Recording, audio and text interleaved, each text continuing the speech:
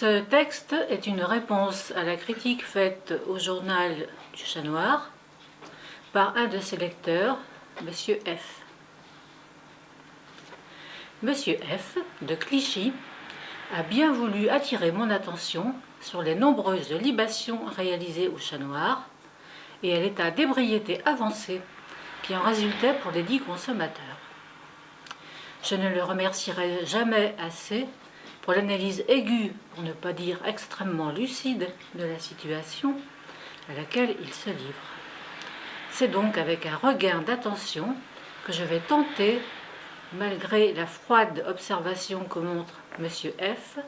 et son opiniâtre acuité, de porter un regard neuf autant que l'étude initiale du phénomène étudiée par M. F. sur ce phénomène.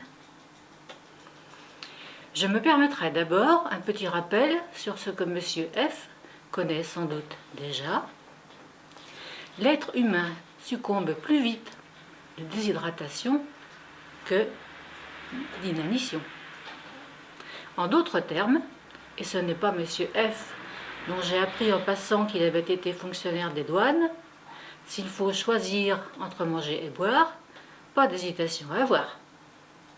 Il vaut mieux boire d'abord. Après, si on peut manger, il sera toujours temps. M. F. est sans aucun doute fort de son expérience aux frontières.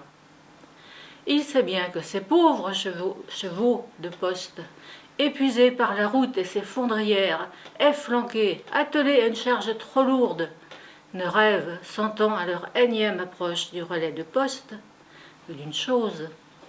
Croyez-vous que ce soit d'un picotin d'avoine? Rien du tout. Ce qui les fait saliver, ces forçats de la route, c'est le bon seau d'eau fraîche où tremper leur museau. Eh bien, messieurs et chers lecteurs, je ne peux qu'emboîter le pas à M. F. Pour les humains aussi, il faut boire. D'aucuns me diront que boire, c'est bien, mais manger, c'est bien aussi. Certes.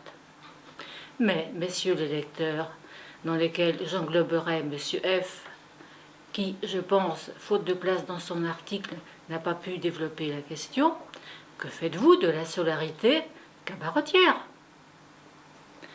Bien d'autres estaminets de Montmartre offrent le couvert, mais y a-t-il assez à boire chez eux pour faire glisser toute cette nourriture qui s'apparente plus souvent à de l'étouffe chrétien qu'au sorbet?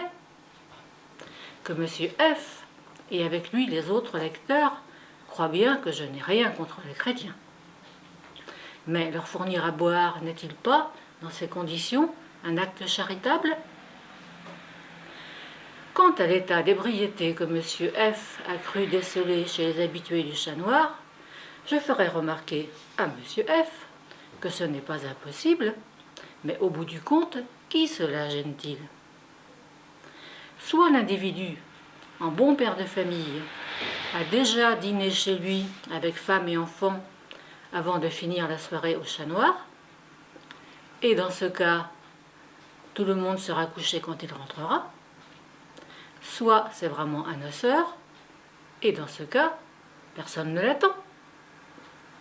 Alors, c'est sûrement la conclusion à laquelle M. F. serait arrivé, et encore une fois, je rends hommage à la sagacité de nos vaillants fonctionnaires.